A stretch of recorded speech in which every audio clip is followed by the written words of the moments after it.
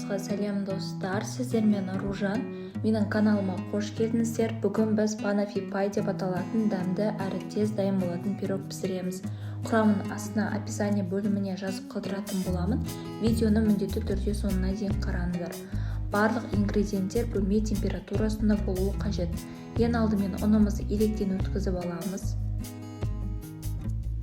Кейін ертілген сары майымызды қосып, жақсылап қолмен араластырып үгітіп аламыз.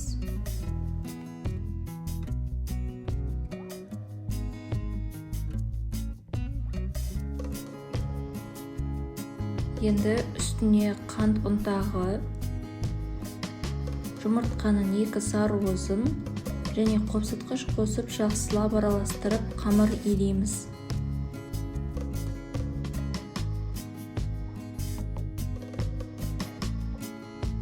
Бізде осындай жұмсақ қамыр шығады. Дайын болған қамырды целлофанға салып, тоңазытқышқа 30 минутқа салып қоямыз.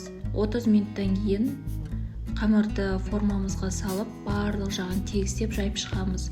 Қамырдың ортасын жұқа қылмаймыз. Жұқа болса сынып кетуі мүмкін.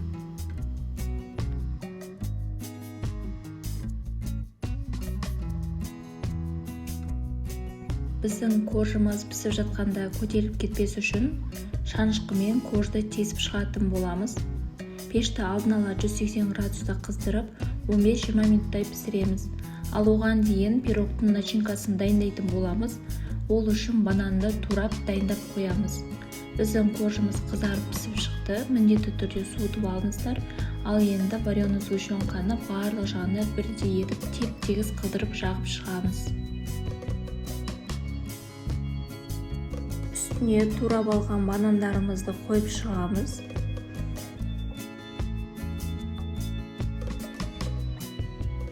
Енді пирогтың кремін дайындаймыз. Ол үшін бізге салқын сливки қажет. Ол сливкиді миксердің ең төменгі жылдамдығынан бастап араластырамыз. Кішкене қоюлана бастаған кезде қант ұнтағын қосамыз. Осылай креміміз қоюланып шықты. Біздің креміміз дайын. Енді оны кондитерлік қапшыққа салып, пирогтың бетіне салатын боламыз.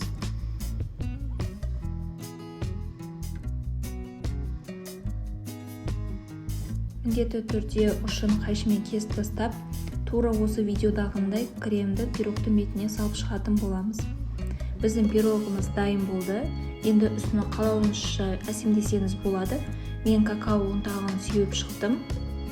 Пирогты 2-3 сағатқа суық жерге қойып қойсаңыздар болады. Міндетті түрде жасап көріңіздер. Егер видеоның соңына дейін қарасаңыздар, міндетті түрде осы видеоға лайк қойып, комментарий жаза кетіңіздер. Тіркелуді ұмытпаңыздар, астарыңыз дәмді болсын. Барлығыңызға сәлем достар. Сіздермен Аружан. Бүгін сіздерге жұмсақ, тәтті болып шығатын картоппен жасалынатын пирожкидің рецептімен бөлісемін. Құрамын астына описание бөліміне жазып қалдыратын боламын. Видеоны міндетті түрде соңына дейін қараңыздар. Алдымен ыдысқа жылы суды құямыз. Оның үстіне сұйық май және қантымызды саламыз. Одан соң шым-шым тұз, кішкене ас содасын және де аштықыны салып, жақсылап араластырып аламыз.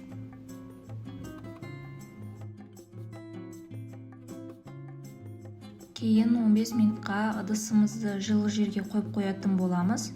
15 минуттан кейін тағы да араластырып, ұн салып, жақсылап қамыр илейміз.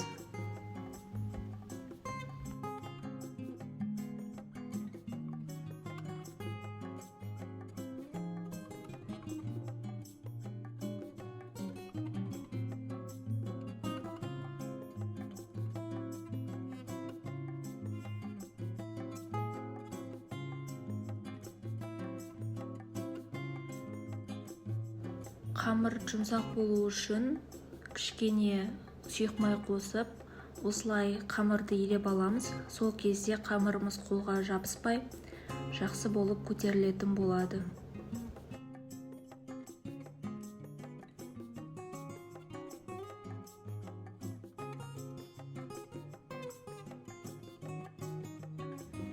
Енді осы қамырдың бетін жауып, жылы жерге 1-2 сағатқа көтерілгенше қойып қоятын боламыз. Ал оған дейін біз салмасын жасаймыз. Ол үшін картопты турап, суға салып пісіріп аламыз.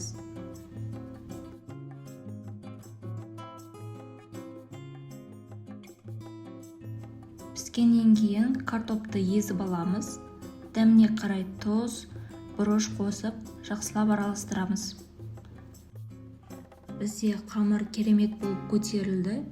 Енді осы қамырды бірнеше бөліктерге бөліп шығатын боламыз.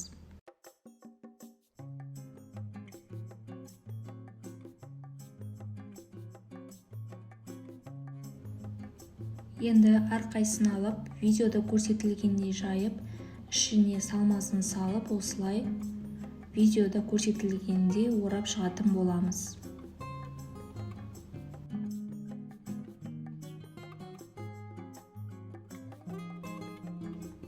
Духовка 180-200 градуста қызғанша, мен осылай бетін жауып қоя тұрамын, кішкене көтерілу үшін.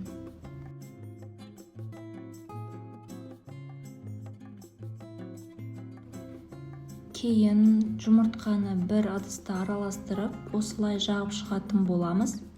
Қызып тұрған пеште 25-30 минуттай қызарғанша пісіріп аламыз. Көріп тұрғандарыңыздай әдемі болып пісіп шықты. Мен 200 градуста 25 минуттай пісіріп алдым. Міндетті түрде жасап көріңіздер. Видео ұнаса лайк басып, комментарий жазуды ұмытпаңыздар. Астарыңыз дәмді болсын. Барлығыңызға сәлем достар, сіздермен Аружан. Бүгін сіздерге ауызда ерейтін меренговый рулеттің рецептімен бөлісемін. Құрамын астына описание бөліміне жазып қалдыратын боламын. Ең алдымен жұмыртқаның ақ уызы мен сары уызын бір-бірінен ажыратып аламыз. Ақ уызды салатын ыдысымыз құрғақ болуы қажет. Енді шым-шым тұз және кішкене лимонная кислота қосып, шамамен 3 минуттай миксермен араластырамыз.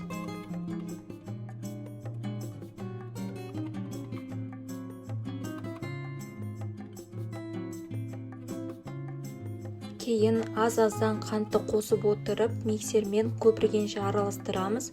Біздің ақ уызымыз формасын жақсы ұстап, ыдысты төңкерген кезде ағып кетпейтіндей болуы қажет.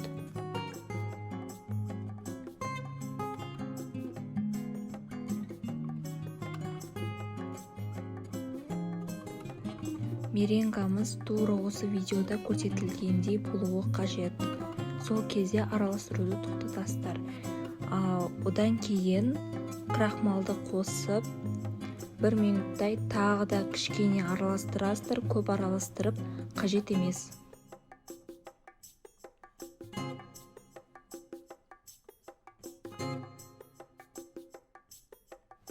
Ал енді пергамент қағазының үстіне дайын меренгамызды жақсылап жайып шығатын боламыз.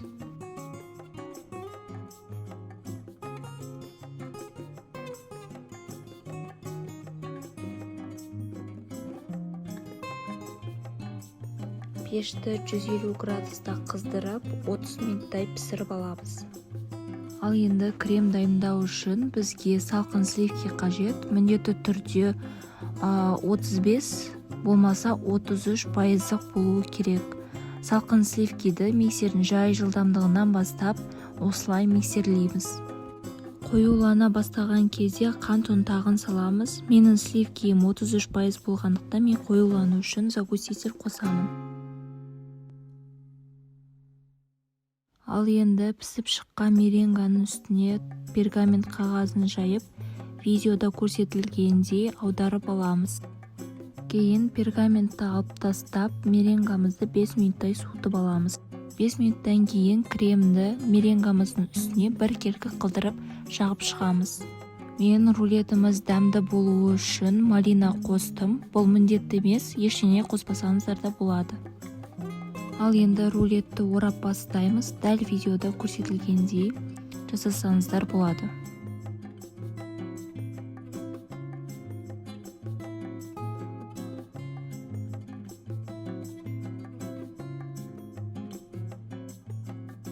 Рулетті басқа ыдыстың үстіне қойып, қалауыңызша әсемдесеңіз болады. Мен қалған кремді осылай жағып, ал арасына малинаны қойып шығамын. Біздің меренглы рулетіміз дайын. Салқын жерге қойып қойсаңыздар болады. Міндетті түрде жасап көріңіздер. Видеоны лайк басып, каналға тіркелуді ұмытпаңыздар. Видеоны соңына дейін қарағандарыңызға рахмет. Астарыңыз дәмді болсын. Барлығыңызға сәлем достар. Сіздермен Аружан. Бүгін сіздерге мадлен печеньесінің рецептімен бөлісемін. Құрамын астына описание бөліміне жазып қалдыратын боламын. Видеоны міндетті түрде соңына дейін қарап, тіркеліп, лайк басып кетіңіздер. Ең алдымен атасымызға 2 жұмыртқаны жарып аламыз.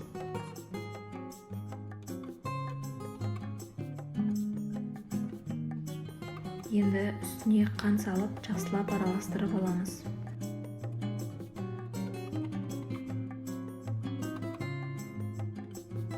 Кейін жылы сүтті құйып, тағы да араластырып аламыз. Ал енді ұнға қопсытқышты қосып, видеода көрсетілгендей електен өткізіп, қамырымызға салып, жақсылап араластыратын боламыз.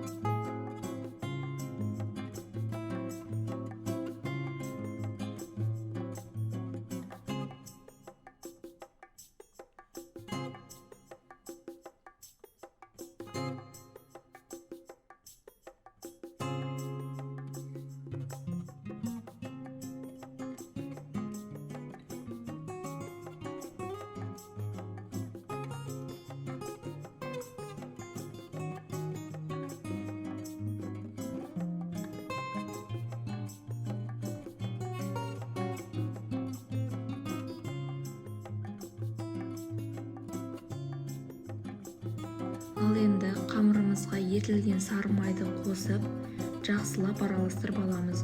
Миксермен де араластырсаңыздар болады.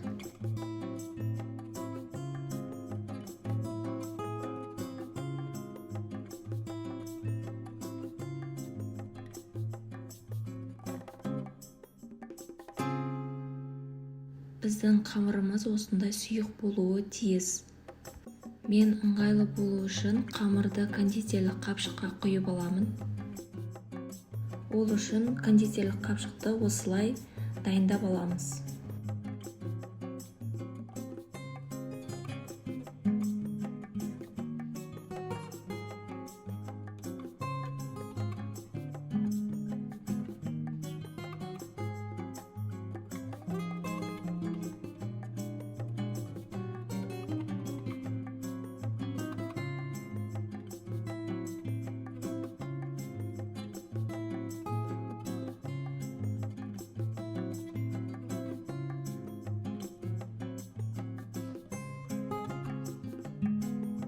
Ал енді дайын қамырды печеньенің формасына құйып шығамыз.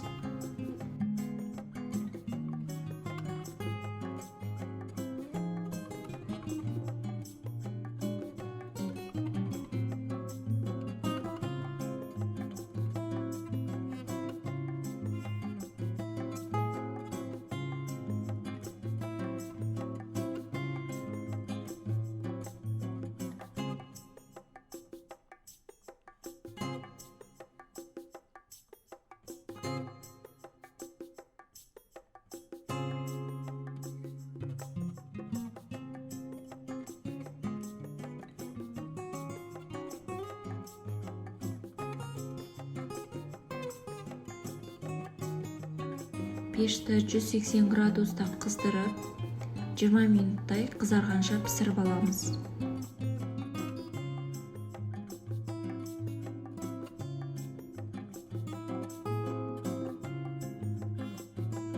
Біздің печеньеларымыз осындай әдемі болып пісіп шықты. Ал енді біз оларды суытып алуымыз қажет болады.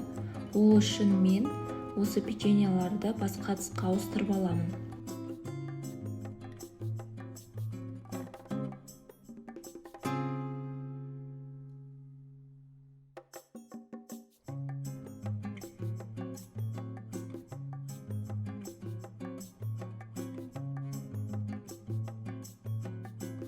Ал енді осы форманы жуып кептіріп аламыз.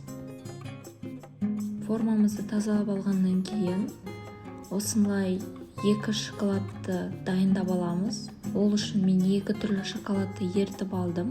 Өз қалауларыңыз бойынша осы форманың ішіне шоколадты жағып шығасыздар.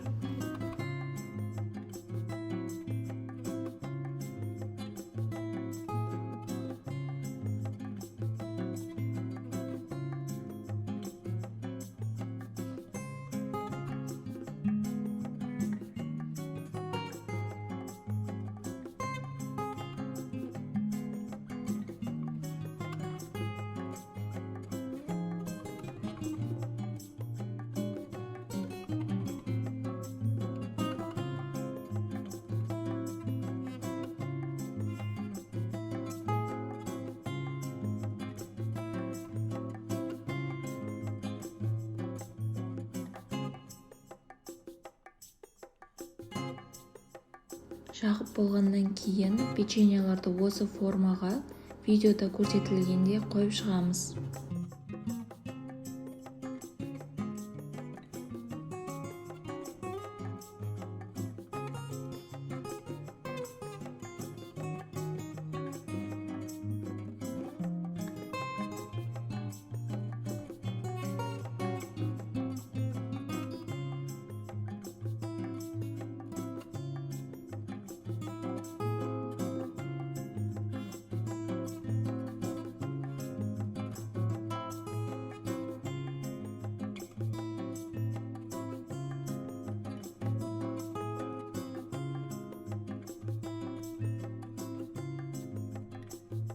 Міндетті түрде үстінен басып, дайын мадлендарымызды жарты сағатқа шоколад қатқанша холодильникқа жібереміз.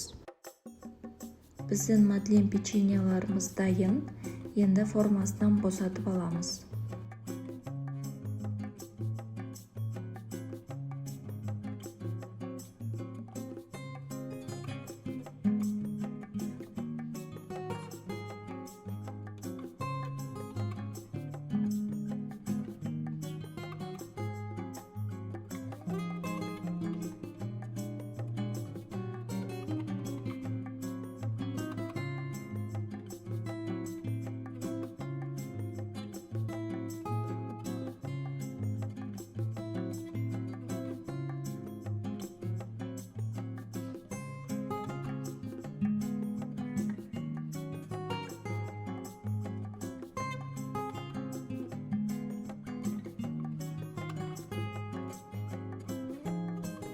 Мадлен печеньеміздің іші жұмсақ әрі тәтті болып шықты. Осылай малинамен де әсемдесеңіздер болады. Міндетті түрде жасап көріңіздер. Видеоны лайк басып, каналға тіркелуді ұмытпаңыздар. Видеоны соңына дейін қарағандарыңызға көп рахмет. Астарыңыз дәмді болсын.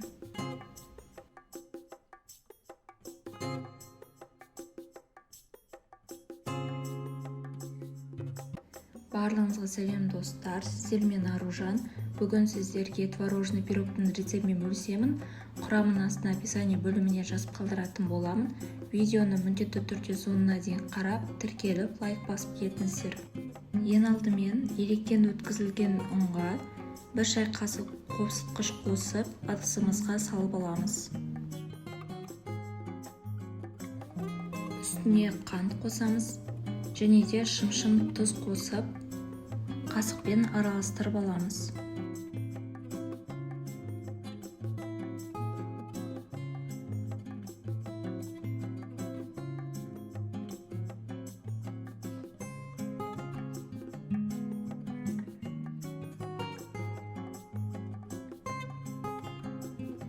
Кейін бөлме температурасында еріген сары майымызды ұнымыздың үстіне салып, қолымызбен жақсылап тұрып араластырамыз. Видеода көрсетілгендей асықпай жақсылап араластырып аламыз.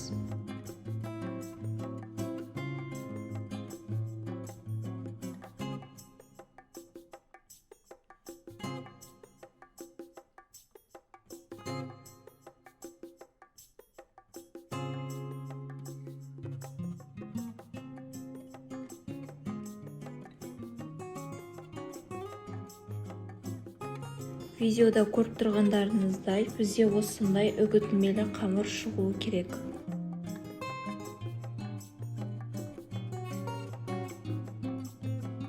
Қамырдың дұрыс шыққанын осылай тексерсеңіздер болады. Қатты қамырды қысып, осылай жіберсеңіздер, демек сіздердің қамырларыңыз жақсы шықты. Тура видеода көрсетілгендей шықты деген сөз.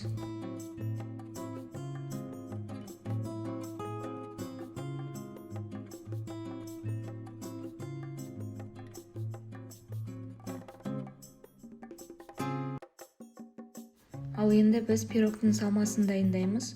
Ол үшін сүзбені ыдысымызға салып аламыз. Енді үстіне қант саламыз. Және де қаймақты саламыз. Менде бұл қолдың қаймағы.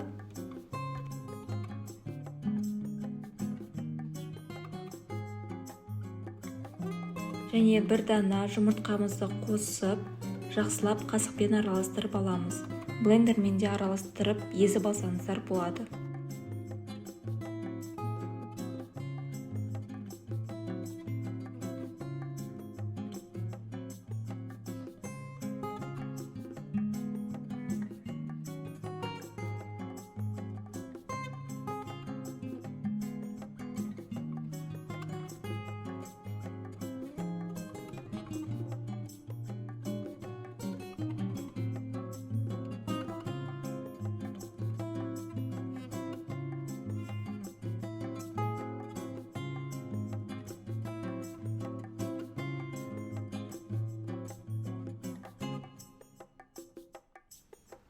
Ал енді формаға қамырымызды жақсылап салып шығамыз. Видеода көрсетілгендей салып шығамыз.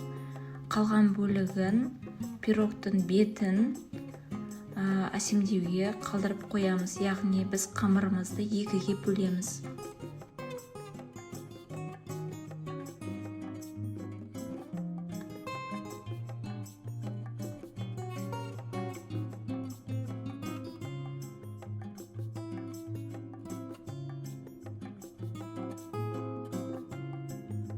Осылай жақсылап үстінен басып шығамыз.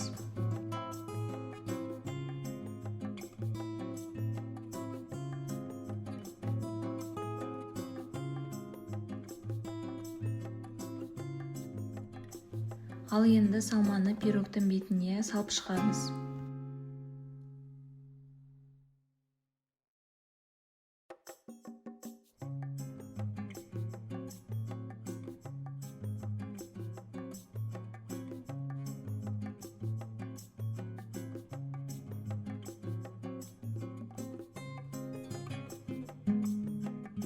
Қасықтың көмегімен осылай бір келкі қылдырып, жан-жағына жақсылап тұрып жағып шығамыз.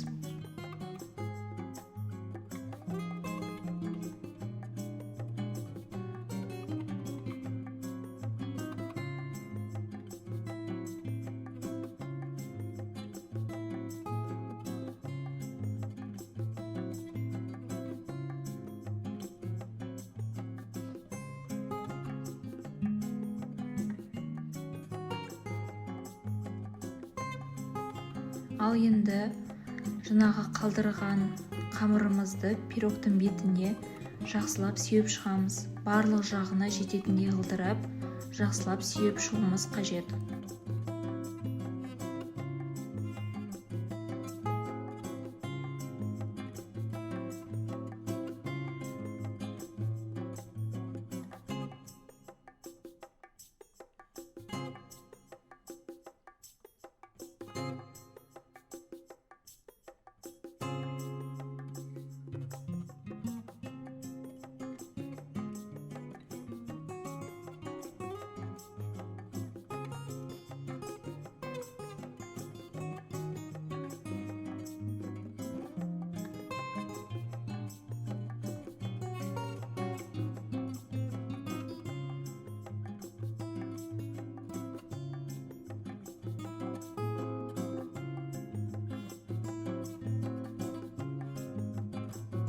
Екі 200 градуста 30-35 минуттай қызарғанша пісіріп аламыз.